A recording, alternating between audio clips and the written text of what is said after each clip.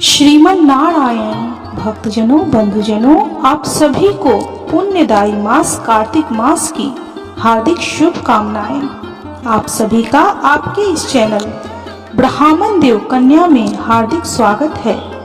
आज हम इस वीडियो में कार्तिक मास महात्म्य के दूसरे अध्याय का श्रवण करेंगे। इससे पहले अध्याय की कथा आपने नहीं सुनी है तो उसका लिंक डिस्क्रिप्शन में दिया हुआ है, उसका श्रवण आप अवश्य कर लें। तो चलिए कार्तिक मास महात्म्य के दूसरे अध्याय की कथा शुरू करते हैं। बोलिए जय श्री कृष्णा। सत्यभामा ने पूछा, देव देवेश्वर, तिथियों में एकादशी और महीनों में कार्तिक मास आपको विशेष प्रिय क्यों है?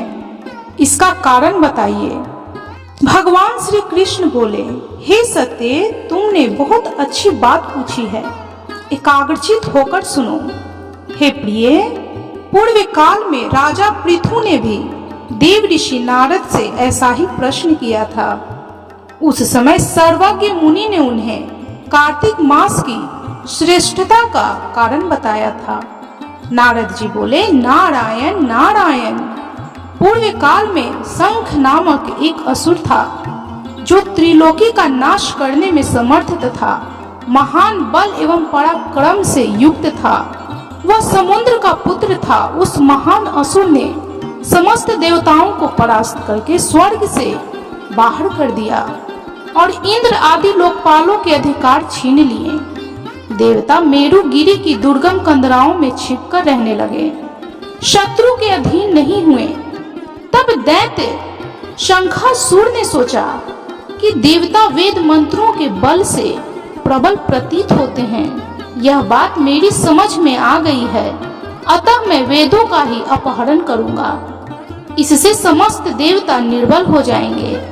ऐसा निश्चय करके वह असुर शंखासुर वह वेदों को हर ले गया। इधर ब्रह्मा जी पूजा की सामग्री लेकर देवताओं के साथ वैकुंठ लोक में जा पहुंचे। भगवान श्री हरि विष्णु के शरण में जाकर उन्होंने भगवान श्री हरि विष्णु को जगाने के लिए गीत गाए और बाजे बजाए। तब भगवान श्री हरि विष्णु उनकी भक्ति से संतुष्ट होकर जाग उठे। देवताओं ने उनका दर्शन किया। वे सहस्त्र सूर्यों के समान कांतिमान दिखाई देते थे। उस समय षोडशोपचार से भगवान की पूजा करके देवता उनके चरणों में पड़ गए। तब भगवान श्री लक्ष्मीपति ने उनसे इस प्रकार कहा। भगवान श्री हरि विष्णु बोले, हे देवताओं, तुम्हारे गीत वाद्य और मंगलमय कार्यों से संतुष्ट हो मैं वर देने को उद्यत हूँ। तुम्हारी सभी मनोवांछित कामनाओं को पूर्ण करूँगा। कार्तिक के शुक्ल पक्ष में प्रबोधनी एकादशी के दिन जब एक प्रहर रात बाकी रहे, उस समय गीत वाद्य आदि मंगलमय विधानों के द्वारा जो लोग तुम्हारे ही समान मेरी आराधना करेंगे, वे मुझे प्रसन्न करने के कारण मेरे समीप आ जाएंगे। शंखासुर के द्वारा हारे गए संपूर्ण वेद जल में स्थित हैं। मैं सागर पुत्र शंख का वध करके उन्हें ले आऊंगा। आज से लेकर सदा ही प्रतिवर्ष कार्तिक मास में मंत्र बीज और यज्ञों से युक्त वेद जल में विश्राम करेंगे। आज से मैं भी इस महीने में जल के भीतर ही निवास करूंगा। तुम लोग भी मुनीश्वरों को साथ लेकर मेरे साथ आओ। इसमें जो श्रेष्ठ द्विज प्रातः स्नान करते हैं वे निश्चय ही संपूर्ण यज्ञों का अवभृत स्नान कर चुके।